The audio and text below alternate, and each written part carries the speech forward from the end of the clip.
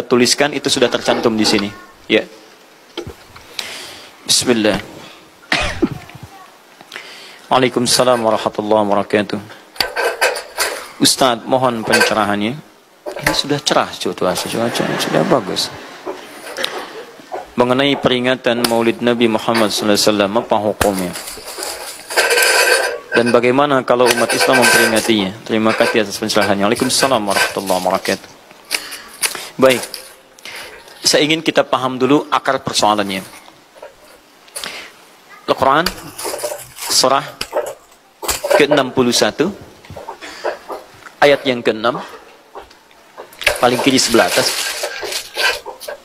Quran surah kedua Al-Baqarah ayat 129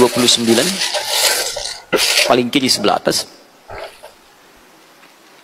Kemudian Al-Quran surah Yunus 10 ayat 57 sampai 58. Ditutup dengan At-Taubah di dua ayat terakhir. Taib. Sudah? Sekarang saya ingin coba kita membiasakan dulu untuk menilai sesuatu dengan penilaian secara ilmiah yang bersumber pada dalil-dalil yang ada, tidak sekedar menganalogikan dan main tebak-tebakan. Itu nggak baik dalam menyimpulkan hukum. Ya.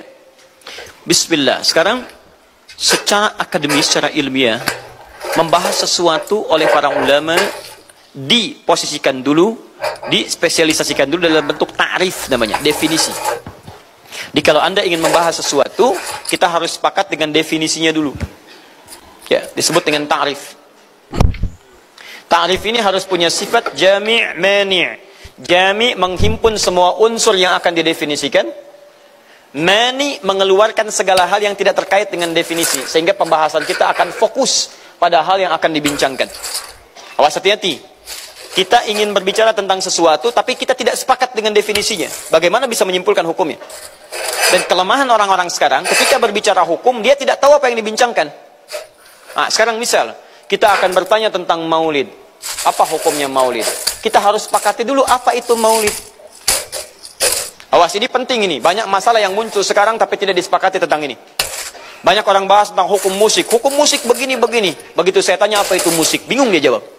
Apa itu musik? Anda mesti sepakat dulu musik itu apa. Di zaman Nabi apa yang disebut dengan musik. Zaman sekarang apa yang disebut dengan musik. Ketika Nabi menyampaikan hukum musik, apa yang dimaksudkan oleh musik di situ.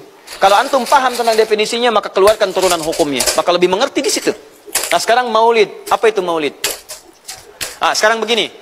Maulid atau maulud? Mana yang benar?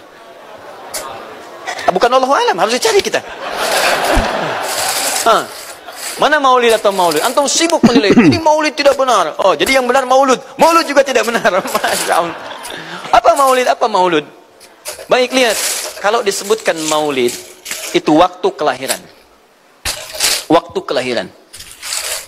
Awas, hati-hati nih ya, hati-hati. Ada kemarin saya lihat tulisan begitu bersemangat, Masya Allah, panjang-panjang nulis, ternyata salah paham, pahamnya salah. Ya. Maulid itu ulang tahun, bukan ulang tahun maulid itu. Bukan ulang tahun, bukan peringatan ulang tahun maulid itu. Ingat baik-baik, kalau pakai peringatan itu pakai Id. Idul Milad, ya, hari kelahiran, peringatan hari kelahiran, ulang tahun. Tapi kalau cuma maulid itu waktu kelahirannya. Awas, hati-hati ya, hati-hati dalam memahami sesuatu. Kita masih detil dan jeli dalam memahaminya.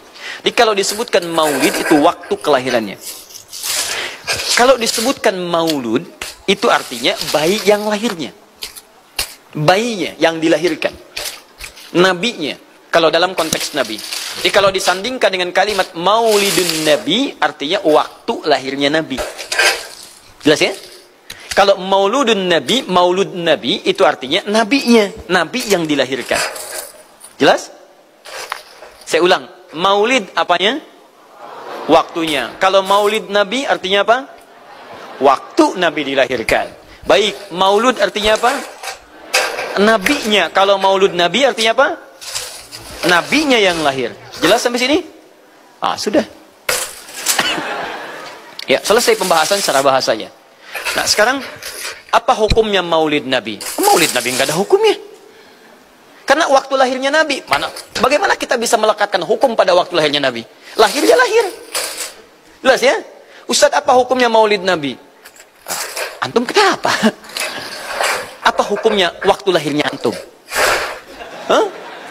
Antum lahir apa hukumnya? Kapan antum lahir? Ustaz, kapan antum lahir? 11 September. Apa hukumnya? Apa hukumnya? Apa hukumnya saya lahir? Lahir ya lahir. Jelas ya? Jadi kelahiran seseorang itu nggak ada hukumnya. Qadar Allah yang menjadikan dia terlahir. Dan dengan kelahiran itu dia punya misi dalam kehidupan. Mencari bekal untuk kembali kepada Allah subhanahu wa ta'ala. Jadi kalau bertanya hukum kelahiran seseorang, lahir ya lahir. Nggak ada hukumnya di situ. Paham ya? Hukum itu terletak pada perbuatan seseorang, bukan pada kelahiran seseorang. Ketika dia berbuat dengan aspek kesadarannya, maka muncul hukum di situ. Awas, antum pun mesti belajar tentang hukum, jangan salah menyebutkan hukum. Hukum terletak pada perbuatan, bukan pada benda, dan bukan terletak pada waktu. Jadi ketika ada perbuatan melekat pada benda dan waktu itu, maka muncul hukum. Apa hukum gelas? Halo? Tidak ada hukumnya. Tapi kalau menyebutkan apa hukum gelas yang menampung kemudian barang yang haram yang digunakan gelas ini melakukan perbuatan haram, baru muncul haram. Apa hukumnya gelas yang digunakan untuk melempar orang lain? Haram hukumnya. Apa hukumnya gelas yang digunakan menampung air minum untuk diminum dalam keadaan yang sehat? Sunnah hukumnya. Jelas ya? Apa hukumnya golok? Golok digunakan apa? Kalau digunakan menyembelih hewan kurban, maka jadi sunnah hukumnya. Kalau golok digunakan untuk menyakiti orang lain, mengancam. Siapa nama kamu? Oh, Masya pakai golok. Ya, hati-hati. Nah, itu haram hukumnya. Jadi benda terletak kepada maaf perbuatan yang melekat kepadanya. Apa hukumnya hari kelahiran? Hari kelahiran nggak ada hukumnya. Yang melekat hukum itu bagaimana menyikapi hari kelahiran itu. Itu poinnya. Paham ya? Ketika ada perbuatan melekat kepadanya, maka di situ ada hukum. Maulud itu bayinya berarti nabinya. Apa hukum maulud? Apa hukumnya nabi? Nabi yang lahir nggak ada hukumnya. Jadi kalau Anda menolak maulud dengan pengertian seperti ini, maka Anda keluar dari Islam. Kalau dalam hukum seperti ini, saya menentang maulid Nabi, berarti Anda menentang kelahiran Nabi sallallahu alaihi wasallam. Saya menentang maulud Nabi, berarti Anda berhadapan dengan Nabi, Anda musuh Nabi. Jadi kalau Anda dimaksudkan dengan kata maulud dan maulid, Anda tidak bisa menentangnya, bisanya menerima. Saya menerima. Menerima. Kenapa? Karena dalam pengertian bahasa, maulid itu artinya waktu kelahiran. Maulud artinya Nabi. Jangankan saya, siapa saya dibandingkan Nabi Isa alaihissalam? Nabi Isa itu hidup 600 tahun sebelum Nabi Muhammad SAW dilahirkan. Nabinya belum ada. Nabi Isa sudah ada. Tiba-tiba umatnya menduga Nabi terakhir itu Nabi Isa. Karena Nabi Isa punya sifat yang mirip di ramalan kitab yang mengatakan Nabi terakhir itu punya sifat baik dengan masyarakat lingkungan sosialnya. Nabi Isa itu lembut luar biasa. Jangankan pada manusia, pada hewan pun itu lembutnya luar biasa. Jalan dengan muridnya. Di perjalanan kemudian ada aliran anak sungai melihat bangkai hewan. Sudah jadi bangkai, baunya luar biasa. Kata murid, guru, bau sekali bangkai ini. Kata Nabi Isa alaihi salam, Al-Masih, yang disebut oleh sementara orang dengan Yesus, itu Nabi, bukan Tuhan. Nabi beliau mengatakan, kata Nabi Isa, perhatikan, begitu putih sekali dan bersih giginya. Kata muridnya, Tuan Guru, kenapa Anda mengatakan demikian? Kata Nabi Isa, karena manusia hanya akan menyampaikan apa yang ada dalam benak pikirannya. Jadi kalau pikiran Anda kotor, Anda akan melihat bangkainya saja.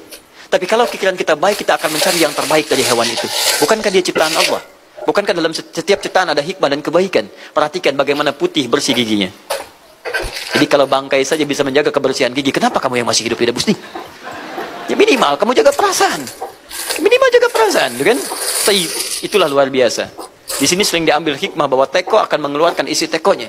Isinya kopi, keluar kopi. Isinya air bening, keluar bening. Isinya susu, keluar susu. Demikian juga kita. Bayangkan, Nabi Isa bukan hanya pada manusia. Pada hewan yang telah jadi bangkai pun, itu mohon maaf, kalimatnya dan sikapnya begitu indah, luar biasa. Maka diduga oleh kaum itu Nabi dan Rasul yang terakhir. Saat mendengar kalimat itu, kata Nabi Isa, bukan saya. Nabi terakhir punya sifat sama seperti saya dalam hubungan dengan makhluk. Jadi bukan cuma dengan manusia, dengan hewan, jangan sakiti. Kalaupun menyembelih, jangan sakiti hewannya. Makanya Nabi ini akan memberikan isyarat-isyarat yang sangat indah. Masya Allah. Pada tumbuhan, dia jaga. Tapi Nabi yang terakhir ini punya keunggulan yang tidak bisa disaingi oleh Nabi-Nabi lainnya. Apa itu? Ibu bapak sekalian, tingkat kedekatannya dengan Allah luar biasa.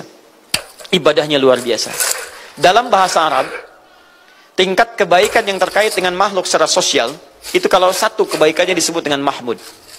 Tapi kalau banyak kebaikannya disebut dengan Muhammad. Muhammad. Tapi kalau hubungan dengan Allah, ya dengan Khalik, Kalau punya tingkat